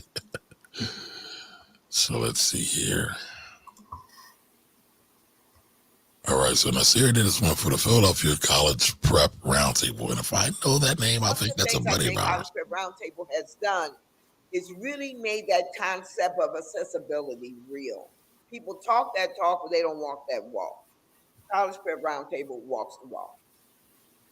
And is that my good friend? Is Dr. My birthday brother? And Who? Tom Oh, Butler. Yeah, that's Tom's organization, Tom Butler. But that's So Dr. Doreen Lowry. Yeah, I knew that was Dr. Doreen. So Tom, I want to talk about Tom real quick. Tom and I have the same birthday. I didn't know that. He's a Veterans Day baby. And so Tom Butler is a Philadelphia OG and been championing higher education for Black students for years and years. And I didn't even know he was doing this stuff. And I say this stuff jokingly, but like lovingly as well, because he's one of those people who I really, really feel should be highlighted because, he's been helping, soon to be, want to be college students get into college, get their scores up, find scholarships, all of that. And he's like a hidden treasure in gym, and a lot of people don't know about it, but I know he is. But, I'm really hyped that y'all doing this. So thank you, sir. Yeah, I've been working with Tom and College Roundtable for about 15 years now, and I do all of their web marketing and such, and kind of taking things to the next level. I mean, they're a small organization with limited budget, and with some of the tools that we're using with AI, we're able to now reach, again, people have been rolling their sleeves up for a lot longer time than us, Kamari, here in Philly and other places, and they don't have time to do this stuff, but I'm happy to be able to support an organization like that that's been doing some incredible work for years. Yes, and Dr. Lowry is an OG as well. I wasn't skipping over her. I had some very, very interesting interactions when I first met her over 15 years ago. What is the conference that you all created together? I can't think of the name of it. For 10 years, we did a conference called the Black Male Development Symposium. Yes. At Arcadia for 10 years. And that's one of those ones that, we could have probably still been doing it for years and years, but I think we stopped at the right time. It was like at the peak, and there's been a lot of other things that have kind of spin off from it, but it was a great 10 years. I learned a ton and got a ton of business from those folks. A lot of those people are still my friends. Again, still work with a ton of those people. But man, it's Philadelphia has an incredible legacy of people who have done some incredible work for their people. what I'm really excited about, Kamari, with this technology is that folks who have these grassroots organizations who are doing good work, they can now have a seat at the table because the technology levels the playing field. It takes a little time, takes a little energy. You might have to hire someone to help you out short term, but long term, you can really make some serious impact. So yeah. Yeah, all right. So I want to get back to this. Won't get into our discussion here. Was making a point that what you generate cannot be protected from others taking your generated work if you don't change it. Got you. Got you. It's a And then sticky one. yeah, I'm past thinking, but it's sticky. But I think we need to have this conversation, right? Mhm. I'm past thinking enough people care about the well-being of creators. I'm wondering how companies want to make money off work they don't own, like Mickey. So I'm gonna say this: I'm a creative, right? I know I'm a tax accountant today, but I'm a creative, right? And so I work with creatives all the time. They don't get me a lot of times, but guess what? A lot of the stiff-necked, tie, button-up guys don't get me either, right? So what do? This technology is here. It's not going anywhere. So do we put our heads in the sand and say, yo, I'm just going to wait for this wind to blow over me? Or say, how can we embrace this, build some sails to get some of that wind underneath our wings and use it to propel us? So, I mean, I love the creatives. For the record, I love the creatives. I am a creative. Creatives are me, right? But Kamari, I'm sorry. Go ahead. no. I was just going to say, I just don't hope you think we breezed over that and we're trying to be cavalier and act like we just want to rip them off, but we're talking about, again, I talked about it earlier. I would love to create a comic strip. I don't necessarily have the budget necessary to create that, but would the value of me, this financially accounting, tax educated guy who has a creative spirit, be of value to the market? Maybe, maybe not. I would have to let the marketplace decide that. But if I just wait till I say, hey, I got $1,500 or $2,000 to invest in an illustrator and copywriters to do that, that message may not ever make it to the market. Yeah. We'll go ahead and And I don't want the sister to believe that I'm saying we shouldn't protect the creatives. That is not what I'm saying at all. I am not a creative. I am not a creative. Yes. I have to use these tools to be creative, to be quite frank with you. What I don't have that you do is the mind. That's what I don't have. That is what these models depend on. That's why you'll never be out of business as a creative if you don't kind of go into a shell and say, oh, right. But it's going to take some work, right? I don't think creatives have the luxury anymore of just like relying just on their talent.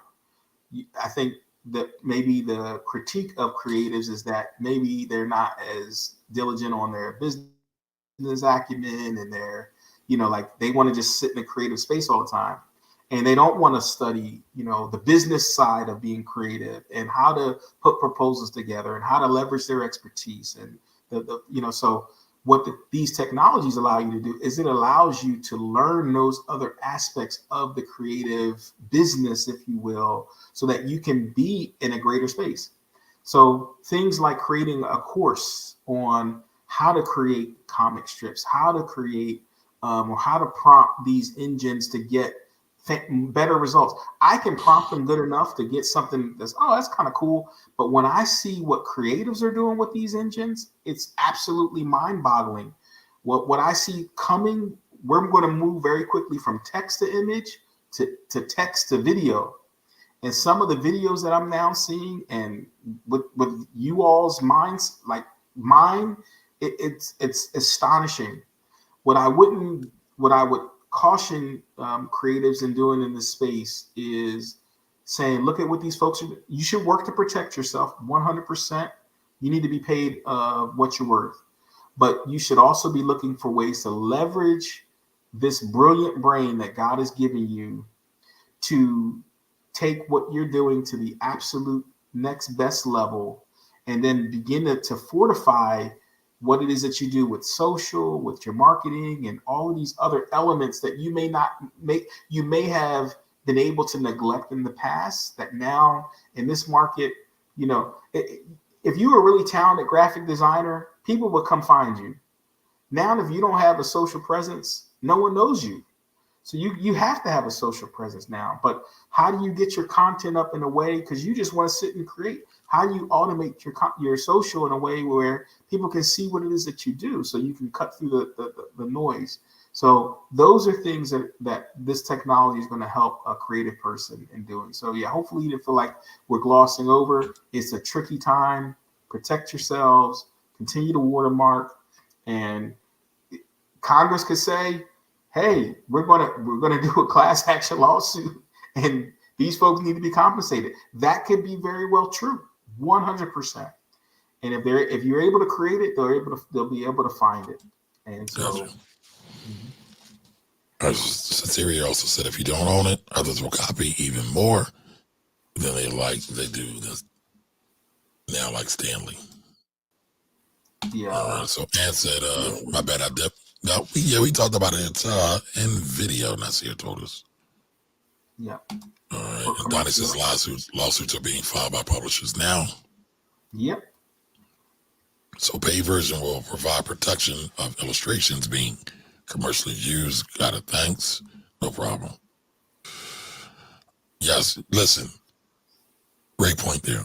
I don't care what I say or what Nasir said. No, that's Nasir. Y'all should be doing research on everything that you see on Beyonce's internet, y'all.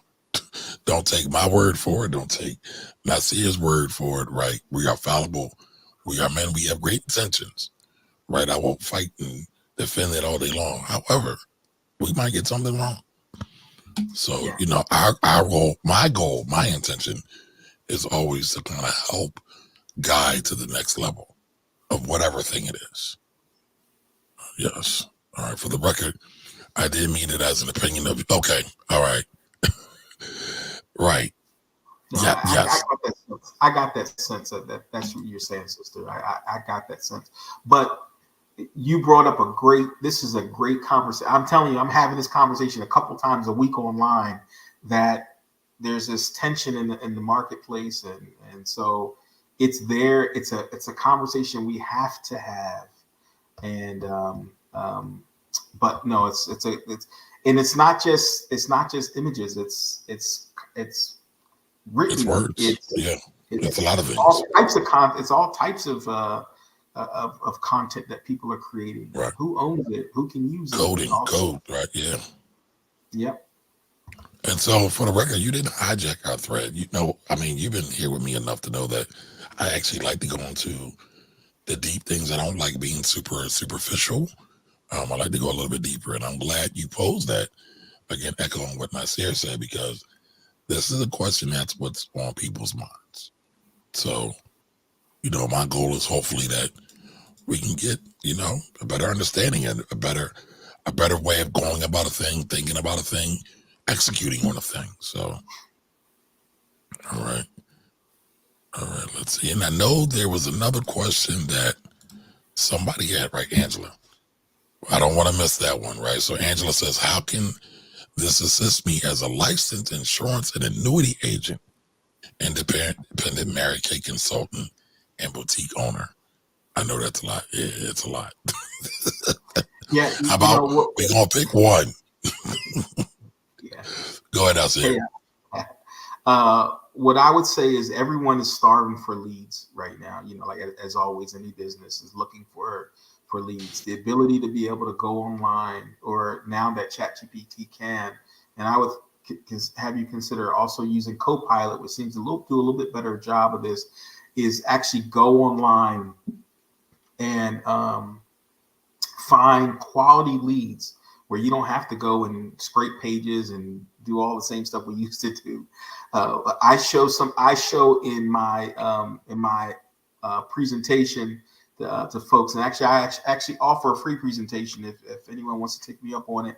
Kamara, share my information. Hit me up on. I share an hour and a half presentation, no strings attached. I just want people to be able to use this, and I walk you through some things. But I show people how to actually use even I use Copilot, and I will actually have it email a president of a nonprofit organization about my organization and have it refer to anything related to their social media or recent posts that they made. So, and put it in the email format. So now this person that you're emailing is not just getting information, just a stock. Hey, I want you to support my nonprofit or my organization. You're now alluding to their company. You're now alluding to specifics about them. You're now able, now that person, when that person gets that email, it's not just another person asking for money. It's like, hey, this person's taking the time. I can tell you, having done that work in the past, that would take me 2 to 3 hours to put together. I'll give you another example of what I've been able to do as far as that is concerned. I actually had to go on the other day. I had a list of people that I needed to find email addresses for. I was able just to put the people's names in and organizations in, and it literally went out on the web and it found those folks' information for me in seconds, where in times past I would literally be on Google having to do one by one. So this chain prompting thing that you ask it to do, hey, do this step first, find the contact. Second step, find the email. Third step, find the contact information. Fourth step, create an email for me specifically related to this and allude to anything that you have just posted on social media. And then you can cut and paste that into your whatever engine you use to send out your emails, or export that into a spreadsheet so that I can use another tool to send it out as a mail merge. So there's so many like things that you can do like that are just powerful. But yeah, if you want to take the journey and just want to learn, again, no strings attached. There's no bait and switch. There's no sign up for a course. There's none of that. It's just I'm so passionate about Gen Xers and baby boomers learning more about the technology and using it, that I'm on this crusade to just spend that time with people right now, and I'll do it as long as I can. And if something emerges from it, great. If not, that's okay too. I'm just excited to bring people to the table. No, that's phenomenal. Hey man, can we do that as a webinar? Yeah, no problem. All right. Not a problem. I'm trying. I want to get my dibs in first, y'all. Yeah, absolutely. All right. So I think there's a couple more questions as we begin to wrap up. I know we've been going a little bit, but again, for everybody that's watching, just joining, don't know who I am. I'm Kamari Ellis, the Finance Rebel. You're watching the Finance Rebel Show. Normally we are here every Wednesday at 8 p.m. or 8 p.m.-ish. Sometimes my clients get the best of me and I got to work a little bit later. All right. Yes, please forward me your information. All righty. Will do. So let's see. Any other questions? Was there anything that I missed? Hopefully I didn't miss anything. I think I got you all. If I didn't, I apologize. One of the brothers, I think he's using my body on his head on my body. What was that brother's name? Using your head? What do you mean? He's fit, real fit brother. I think that was Ant. I know you're talking about. Where did he go? He said he did. You know what? I do. Somebody brought up something. I'm so looking for it. You can speak that in the chat GPT as well, right? So that is a great feature also. It's definitely a great feature. There we go. Ann Johnson, there we go. So that's your body, right? Yeah. Mine too. I think we answered that. I don't think I read it the whole way through. Okay. That was in video and in video. Yes. One other thing that we should share, Kamari, is it's called D-ID Studio. Yes, that is the Texas script. And that is, now you're going to be able to, DID Studio. It's called D Studio. I'll just share it with you here.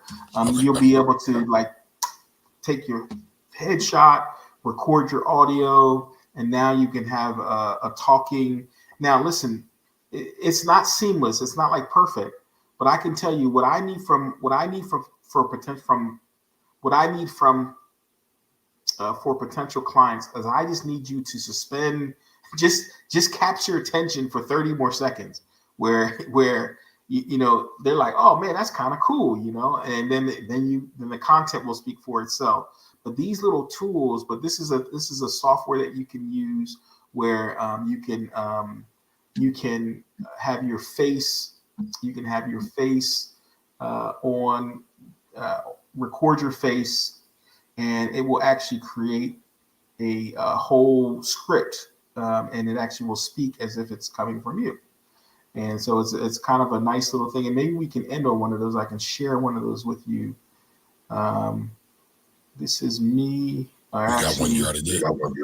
I do. And I'll share copy link. Let's see here. This is one of my I'm volunteering to be your AI guinea pig. That one there's of my grandson, and he was getting in trouble for spilling some pretzels in out of a cabinet, and I use a software called Suno, which is now built into Copilot, which will actually create anything into a rap in seconds. I mean, it will use ChatGPT, create a rap for you, create a beat for you. It's actually pretty good. So if you play that video, you'll see my grandson's face, but him rapping to this story of him. But these are, again, this is just fun stuff that you can do with AI. That's just fun, you know. All right, there we go. Yo, it's a dawn to see the brought some truth. Messing with pretzels, feeling oh so cute. In the kitchen, flipping them bags with zest. Little did I know, it caused quite the mess. Parents storming in, ready for a spanking. But I turned the tables with my charm, no faking. Cuteness on display, they couldn't resist. Got away unscathed in my sly little twist. Dropping pretzels on the floor, causing all the chaos. Parents wanted to spank, but I outwit them with my cuteness. And honest on the yo, it's a dawn to see the brought some truth. Messing with pretzels, feeling oh so cute. I love it.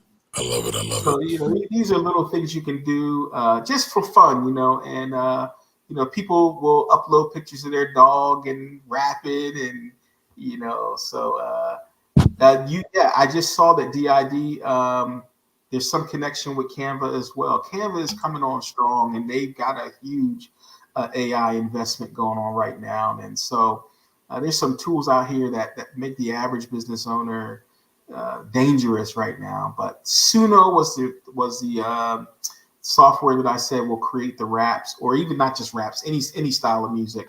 You just type in the type of genre and lyrics, and it'll spit out a song for you in seconds. It's pretty impressive. So go on, have some fun, try some stuff. Feel free to reach out to me. Be happy to answer any questions anytime. Okay, where can people find you? Yeah, you can find me on Facebook. You can certainly find me on Facebook, Nasir Jones. You can get me on LinkedIn, Nasir Jones as well. But Matrix Marketing plus AI, spelled out just how you hear it. Matrix Marketing. If you know me and Kamari, we are lovers of the Matrix. Matrix Marketing plus PLUSAI.com. And then on that website, you'll see a booking form. If you want to just, you want to schedule a time for us to call and again, no strings attached, just a consultation session of what you want to do with AI. And more than likely, I'll just refer you out to other things. Not so much interested in closing deals on clients right now, but just getting people out there using it. And if you come through Kamari, I'm going to take care of you. All righty. Well, listen, and that's here. I thank you tremendously. I appreciate you sharing this information with my audience. But guess what, y'all? I'll be using a lot more of this stuff. And so I'm definitely I use some stuff now, definitely going to be aggressive about what I can do this upcoming tax season, because guess what? Tax season drives me crazy. So any way I can reduce my stress during tax season, I'm going to be looking forward to that. All right, y'all. So I hope you enjoyed this. If you did, please subscribe and share. The goal here is I'm trying to get my YouTube channel to 10,000 subs in the next 30 days. So that's the new goal. I missed the last goal, but I don't quit. I just try again, y'all. All right. Until the next time, Kamari Ellis, the Financial Rebel. I'll be back tomorrow, Wednesday at 8 p.m. Have a great night, everybody. Thank you.